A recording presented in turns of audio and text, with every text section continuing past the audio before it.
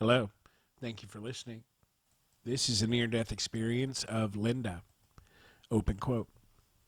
My journey to understand God began in the rugged environment of a Texas childhood that was filled with rattlesnakes, tornadoes, and hellfire and damnation. My early concept of God was molded by the pervasive, extremist religious community of the Bible Belt, exemplified by the Southern Baptist religion practiced by my parents. The wrathful, vengeful God, as taught by my religion, instilled in me a deep fear of God, death, and the afterlife. My lifelong search for a loving God and release from the paralyzing fear of death culminated in a brief journey to heaven after a debilitating illness. The near death experience transformed me, showing that God is only a loving God who does not judge and punish. I came to understand the oneness of all existence, which would permeates my life with peace and the unfaltering knowledge of God's goodness. When I finally gave up my will to live, relinquishing my life unto death was sublimely easy after a long illness with an immune system disorder and the loss of everything that had made life worthwhile for me. The night I died, the decision to leave this world hung suspended in an extended moment of absolute quiet. Passionless, I watched my spirit leave my body as a feeling of otherness engulfed me. I felt a strange detachment from my physical body and the life I had created. I was no longer connected to a pitiful, suffering mass of flesh. I was not that body, and yet I still existed, but in a new state of being. Gone was the wrenching pain that had accompanied my every waking moment. The strain of expanding my lungs to gasp for air had disappeared. Fatigue, which had weighted my life for years, had lifted. Depression no longer drained my mind of hope. Sight and sounds did not sear my head with pain, leaving me emotionally bereft. And yet I still existed. I felt weightless and calm. Although I knew I was not in the lifeless body lying on my bed, and that the eyes and brain I had previously identified as mine were that in that innate object with which I no longer identified, I was still aware of sights, thoughts, and sensations. I observed my new reality with tranquility. Slowly, I looked around and below me. I saw a vast, endless blackness. I was irresistibly drawn toward the darkness. Gradually, I felt myself sinking toward it. I thought, without fear or any emotional reaction, isn't that strange? I had been so afraid I was going to be judged and sent to either heaven or hell, but it appeared I would simply disappear into the dark nothingness. As even my new awareness waned, I yielded to the heaviness overtaking me as darkness filled my mind. My vision became obscured as I began to merge into the void of blackness. Offering no resistance, I released my hold on any remaining shred of consciousness and personal identity. At the very moment I felt the last of me disappearing into nothingness, a powerful energetic force that swooped beneath and lifted me, carrying me upward, suddenly buffeted me. Barely conscious, my only awareness was a sensation of rising. I seemed to be traveling upward at an unimaginable speed. A clean sensation of wind rushed over my face and body with tremendous force, and yet there was no discomfort. Vast distances seemed to fly by me. The higher I rose, the more my head cleared. I became aware of a deep sense of peace and warmth that permeated my senses. Confused because the energy that had enveloped me had a definite presence, I tried to see what was happening and who was carrying me, or who or what cared so deeply for me. I felt peaceful and loved immeasurably. I knew I was in the arms of a being who cherished me with perfect love and carried me from the dark void into a new reality. As my mind cleared, scoured of the remnants of mortal past associations, I was finally able to open my being fully to spirit, and my vision cleared. With the eyes of my soul body, I looked to see what held me in such love, and I beheld a radiant spirit being so magnificent and full of love that I knew I would never again feel the sense of loss. I have no way of explaining how, but I knew the Spirit, capital S, was Christ. It was not a belief, perception, or understanding, but my recognition of Christ came from my new perspective of spirit. I did not see the Spirit as I had seen Jesus of Nazareth depicted in paintings, but the intimate knowing of my heart remembered and acknowledged Christ. The radiant Spirit was Christ, the manifestation and expression of pure love.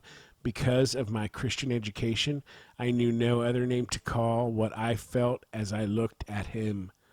Others might have called him Buddha or Yahweh or Great Spirit in the sky, but the naming did not matter. Only the recognition of absolute love and truth was important. Safe in the gentle yet powerful embrace of his love, I rested secure that everything was okay, exactly as it was supposed to be. Ascending even further, I lifted my eyes to see a great light in the vast distance. With Christ as my guide, I rapidly approached the light. Ecstasy filled my soul as I looked at the radiance many-fold brighter than a sun.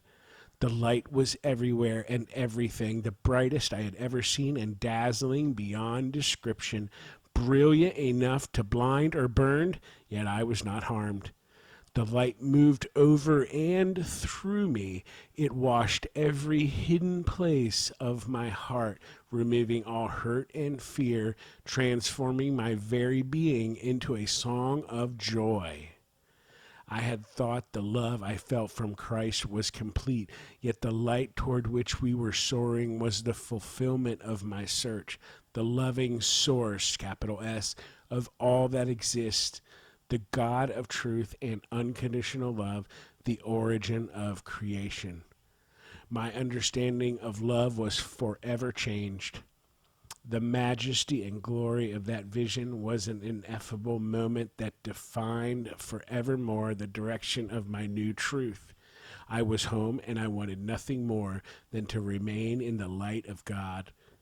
Christ had delivered me into the light, and I stood in the presence of God. I was filled with complete knowing. The light was love, and love was God. Waves of consummate love which emanated from the light obliterated every burden I carried and every thought that kept me from knowing God. I was made aware of my purity. With new clarity, I realized I had been walking through life ghost-like, wrapped in a shroud of fear, huddled against illusions. I stood like a lover, open to the liquid flow of golden light that filled my empty shell to overflowing. There was no limit to the outpouring as I came to the rapturous awareness of the infinite nature of God's love. There was no place that God did not exist, and I was within God. I am an inseparable part of the light. The truth of who I am, indeed, who we all are, is perfect as a creation of God. All of God's creation is one creation, and I am one with creation. God and I are one, creator and created. I had spent a lifetime of fear of judgment, and now standing with God, I had been known completely and found faultless. I knew God regarded me as perfect. God loved me because love is the totality of God. God loves without limit. Finally, all made sense. God could only love me because God is only love, nothing other than love. The only reality is God, and there cannot be another, and God is love. I had reached my true home. I turned to Christ and said, "This is beautiful. I am home. This is where I want to be. I want to stay." And Christ answered, "You can stay for a little while, and then you must return." I couldn't believe I had to come back to physical reality. After a lifetime of confusion and fear, I had stood in the presence of an open, receptive, non-judging, totally loving God. I wanted nothing more than to remain in that presence, but was told I had to return. Another aspect of the dramatic change in my life after my near-death experience is that I no longer have a fear of death. In fact, death became my favorite subject overnight, where I had once forbidden even speaking the dreadful word in my home. Now my family and friends couldn't get me to stop talking about my amazing experience. Surprisingly, I was sad and angry, even defiant. I was confounded that after my lifetime of fear, I had made it to heaven, and then I had been sent back. Why, I asked. Was I too little a fish, or what? For almost a year, often I would lie in bed at night, crying, sobbing, and begging God to let me come home. I was not one of those lucky persons who experienced a spontaneous remission of their illness with their near-death experience. I was still very sick, and I didn't understand the point of my having to remain on earth when I could make no contributions and had barely any interactions with my family or other people. I found myself whining, questioning, and begging God, "Please, please, please, please let me come home." Bargaining with God, I urged, "If I have to stay here, why can't you cure me so I can do something?" Pleading with God, I cried, "If you aren't going to cure me outright, what if you let me just be well enough to paint, even just an hour a day? If I can't do anything, why can't there be some way I can be around people? I'm lonely." Although I felt waves of love wash over me constantly when I stopped complaining long enough to remember my experience, I never got the answers to my pleas, at least not the answers I wanted. After about a year, I prayed a new prayer from the sincerest depths of my heart. Once again, I relinquished my will and efforts to direct my own life as completely as the night I gave up my hold on life and died. I said to God, "My dear God, I give up. I do not know what is right for me. I don't know what I am supposed to do, who I am to see, or what I should say. I don't even know what to think. I am always requesting what I think would be best for me, God. I don't know what is best for me. My life is yours. Whatever you want for me is fine. If I am to lie here in this bed, sick and disabled for the rest of my life, whether it's 20 minutes or 20 years, that's fine. Whatever happens is fine. I know you love me." And then I added, "I make one request, however. Please, if I am to live, let me be useful in some way for you." A curious manifestation after my near-death experience was that I began seeing a white glow and glints of light around people and objects. Because I had so many physical anomalies during my illness, I assumed the lights were another optical side effect of the illness. I was later shown that the lights were far more than that. As my health had slowly improved, I occasionally drove myself short distances to appointments. One day, as I was driving down a busy street, I stopped at a red light and watched an odd scene unfold before me. A delivery truck had parked on the right side of the street, about a half block ahead. The truck was one that opened from the sides rather than the back. I watched as the driver walked around to the traffic side of his truck and began unloading his cargo with oncoming traffic approaching. Inside my car, I said aloud with a little southern voice, "Oh, honey, you shouldn't do that. It's dangerous." On this notable day, I watched stunned as the familiar dancing lights around the delivery man swirled, quickly coalescing into the form of a breathtaking, translucent, beautiful woman spirit glowing with light. Perhaps it was because I had sent a loving and concerned thought about the delivery man's well-being that the spirit turned her loving gaze on me. For a brief moment, our eyes met. She smiled at me, then, hovering over the unsuspecting man, returned her attention to her charge, who was oblivious to the heavenly presence and was busily going about his business. I was thunderstruck. Barely breathing for fear the vision would leave, and mesmerized by the vision, I was reluctant to take my eyes off the beauty of the scene. However, from my peripheral vision, I became aware of even more compelling lights. When I was able to tear myself away from the spirit, I glanced slowly at the vista around me, and everywhere I looked, single people in my view had beautiful, loving spirits attending them. Spirits accompanying people walking nonchalantly down the sidewalk. From within their cars, unfettered by physical barriers, I could see the glow and form of beings around the occupants. I saw joggers with flutters of light streaking behind them as their spirit kept pace. As people entered and left buildings, lights being followed. The view before me was filled with brilliant white light. From the limited understanding of my human mind, I struggled to comprehend the meaning of what I saw. I knew the lights were connected to the individual people, although more of them than with them, almost as if they were an extension of their existence, a light connection to an aspect of their higher self. The lights, a connection to the humans, which were glinting off the beings, were so bright and expansive they interconnected, forming a sort of light grid. I remembered reports in books on the near-death experience of people seeing grids on the other side that they didn't know how to explain. As I looked at the network of lights before me, I felt the immense outpouring of love coming from the beings. I realized the connection of human beings to the beings of light, capital B, capital L, was through love, and that the love itself was connected through this grid.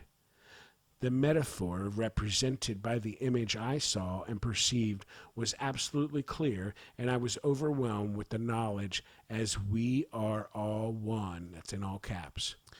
I comprehended that our oneness is interconnected by love and is an available, much higher level and means of communication than we normally use, but to which we have access. This love is available to anyone who is willing to do the hard spiritual work that would allow us to open our hearts and minds and eyes to spirit. I remembered the love I had felt in the presence of God and experienced a total sense of love for all existence as an interconnected oneness and a manifestation of God. Repeatedly, this single truth was driven home to me. Only God exists. God is everything. All that I gaze upon is a representation of God, not the physical image, but rather the shining brilliance behind the mask. I was startled back to everyday awareness by the blasting of a horn. I looked down at my speedometer and realized I was barely creeping forward in the car. With sheets of tears streaming down my face and all but blind with emotion, I pulled to the side of the road until I could take in all that I had witnessed and regain my composure. I don't know how long I sat, taking in the wonder of that event, but I couldn't move until the spectacular vision slowly dissipated, returning to the more familiar form of lights around the bodies of the people I watched. I was reluctant to leave because I hoped the angels would return, and I called them angels because I didn't know what else to say. But when I gathered my senses enough to drive, I made my way home. Anxious to tell my husband still, I wondered what he would think. Would he think I was hallucinating, getting sick again, or perhaps even losing my mind? Much to his credit, he listened with open ears to my tale. In fact, after I told the story, his response was, "Can you see anything around me?" Looking deeply into the lights around him, I discovered that by focusing on the glinting lights, a form emerged, taking the appearance of a beautiful spirit. When I described his spirit attendant, he was thrilled. Encouraged by Ed's response, I told my story to my children and friends, and they related the information to their friends. What initiated the sometimes timid and skeptical, but always curious inquiries from friends? They too asked if I would mind telling them if they had beings around them. Would I mind? It was my joy to share the love I felt coming from the exquisite inhabitants of a dimension where love reigns. Eagerly, I shared with anyone who wanted to know if they too had angels around them. Eventually, news of my ability to see the angelic realm spread via a newspaper article, television appearances, college lectures, and most significantly, word of mouth. Today, I devote my time to readings, counselings, and lectures. As I talked to more and more people, I garnered new insights. In the beginning, I called what I saw angels because I didn't have another word to explain what I saw. The beings were always loving, luminous, and had an otherworldly presence and beauty. Curiously, as my ability to discern spirits progressed, I began to see a different type of spirit hovering around people, and they compelled my attention. I felt responsible to describe exactly what I saw and only what I saw around the people who requested a reading, even if their spirits did not look like the stereotypical angel which they expected. For instance, I once told a woman of an older man with ears that stuck out, wearing little round spectacles with a goofy smile that revealed teeth that had spaces between them. The woman looked amazed, and with tears in her eyes, she said, "Oh my gosh, I recognize him. That's my uncle who was killed." I've always wondered if he was okay. The spirit grinned and related telepathically with me. I was able to let his niece, whom he still loved, know that he was fine and had been with this unsuspecting woman all the time. The first time this sort of thing happened, I was taken by surprise. Confused, with a knot of apprehension in the pit of my stomach, I thought, oh great, now I'm seeing dead people. If I had not had my near-death experience, I might have thought I was going crazy. But I did have a near-death experience. I could now see angels, and evidently I could also see the spirits of people who had died. There is no death, but I could report on the presence from the other realms where spirits reside after leaving their mortal existence. I also discovered I could, on occasion, see the spirit forms of people who are still alive on the earth realm. I quickly resolved my apprehension about this ability when I saw the happiness and comfort it gave people to hear the encouraging stories of love beyond the grave. Close quote. And that was a great story, great adventure. I find it interesting the beginning of her death and her descent into the abyss, the darkness, when she was offering no resistance and released a hold of her identity, and she started to disappear into nothingness before a powerful, energetic force swooped beneath and lifted me, carrying me upwards, suddenly buffeted me. So she was going to yield to the void, but was taken aback, taken away. And then down towards the end, of course, she talks about God is love and God is everything. God is the only thing. What about the void? What about this place that people sometimes are going, sometimes they're attracted to, and if they don't, what happens there? And is that part of God as well? I don't know. Thank you for listening.